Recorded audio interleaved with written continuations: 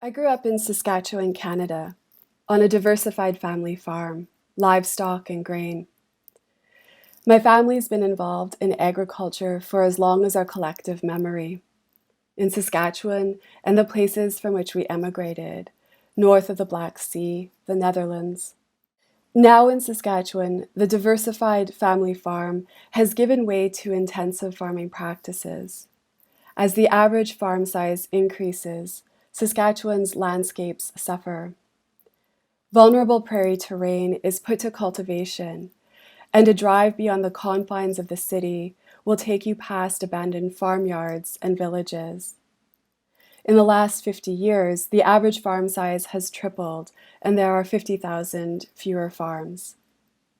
As former president of the National Farmers Union, Nettie Wiebe, points out, rural people are among those on the front lines of rapidly changing relations between humans and their environments. However, when confronted with the hard economics of agribusiness, there seems to be an incapacity to imagine, much less put into practice, alternatives for land use that might support social and environmental health. Regardless of the difficulty in conceiving of alternatives, it's vitally important to do so. Land is cultivated and polluted beyond its ability to rejuvenate, and people have been made obsolete from the land. The poems in Field Requiem, in part, aim to provoke an intervention at the incursion of intensive agriculture, its devastating social, economic, and environmental impacts. The poems, I think, also want to confess, to announce culpability in ecological collapse and the vast colonial violence that precipitates the agro-industry. In this way, the poems are in deep conversation with my sister, Heather Benning's work. Heather is a visual artist whose practice focuses on sculptural installation. Consider her recent show, Winter Sleep, named for my poem that opens Field Requiem.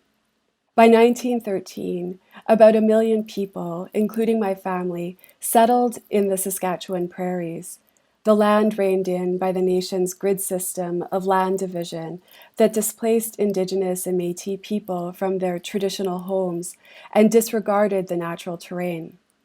The central motif of Heather's installation is a kitchen table and chairs tumbling from a pile of grain.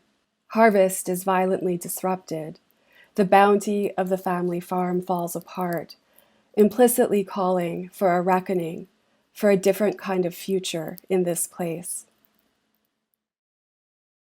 If the notion that our connection to the land should be dictated by economics causes environmental and social harm, amending the damaging effects wrought by agribusiness requires no less than a reconception of how we relate to place. I think this is another task of Field Requiem. The poems aim to reveal our dynamic bonds with place, to show how our dynamic relationship to our home places shape us. And this is another way in which my work and Heather's work are in conversation. For example, for her project, The Dollhouse, Heather restored the interior of an abandoned farmhouse to the date of its abandonment in the mid-1960s. Heather removed the house's north wall and replaced it with plexiglass so viewers could look into the house the way they would a child's dollhouse. She locked the house to discourage entry. By locking the house and keeping the audience at remove, Heather forced viewers to take note of the domestic bricolage that composes a sense of home, the humble furnishings and their implied web of communal activities. I think the effective power of the dollhouse existed in how it imparts in viewers the sensation of intimate dwelling, even as the possibility of doing so was sealed off from them. I think our profound desire for reconnection with place is why it's so devastating when Heather burns the dollhouse. If the dollhouse suggested the promise of home, appealing to our fantasy of return, then the act of burning it down forces us to linger in the pain of longing itself. Reoccupation is made impossible, our homecoming forever delayed. Heather and our friend, filmmaker Chad Galloway, documented the burning of the dollhouse. This controlled burn was part of the plan for the project from the beginning. With the dollhouse, Heather wasn't interested in constructing a mausoleum, a reactive emblem of a past time. She wanted us to reckon with and take account of that feeling of discomfort, that nameless and unique grief induced by losing a home. In the late 90s, my parents made the difficult decision to exit agriculture.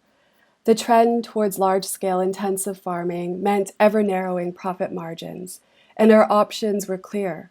Farm significantly larger tracts of land for diminishing returns and expand our livestock operation, or quit farming altogether. Go big or get out. This is another seed of field requiem, reckoning with that first loss. After my family moved off the farm, I took an environmental philosophy course with Canadian writer and philosopher Tim Lilburn. I lingered after class one day, overwhelmed by the strange feeling that I had nowhere to go. Confused, Lilburn asked me if I needed something. For no reason I can name, I told him my parents sold our farm. Lilburn's generosity in that moment in many ways set the course for my artistic life. "This will feel like death," he said to me. "You'll need to grieve." Until Lilburn had said this, I didn't know or couldn't have articulated how my family's engagement with the land, that this was a mournable body. Later, after years of moving between jobs and cities, my parents chose to return to farming. I remember the first harvest at the farm, Mom and Dad pulling out of the yard in the combine, turning westward into the barley field. The hip-high barley parted around the combine like a wave, beards heavy with seed. After a decade far from home, our Ithacan shores were in view. Now, though, when I think about this moment, the image endures, not because it evokes familiarity, but rather the awareness of difference. Changing government attitudes towards agriculture, manifested by slash-subsidy programs, trade liberalization, and the surrender of agricultural research to the private sector, effectively have rendered farmers expendable.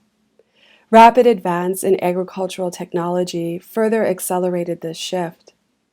As Wendell Berry observes, bigger machines required more land, and more land required yet bigger machines, which required yet more land, and so on. Today, farmers sweep across their land with 80-foot air seeders, equipped with variable input technology. Information regarding rates of yield, measured and recorded by global positioning systems during the preceding harvest, is transferred to the seeder, which adjusts fertilizer and seed levels accordingly.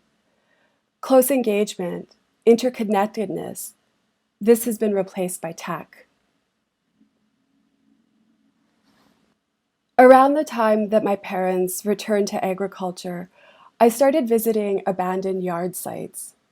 This is something my sister did when she was young, something that I think ultimately shaped her artistic practice. On my trips, I take note of what was left behind, document the detritus of these places, abandoned farm homes, barns, schools, community halls, churches, graveyards. For the most part, I just followed my body's drift, not sure what to make of this practice. Facing a paucity of ritual to mourn the shift to intensive farming, the environmental degradation, the colonial theft, and further, to account for my family's complicity in this, I can see now that I was intuitively feeling my way towards engaging in a practice of mourning, something akin to the spiritual practice of meditating on death. Eventually, notes from my journeying became the centerpiece of Field Requiem, my long poem, Let Them Rest.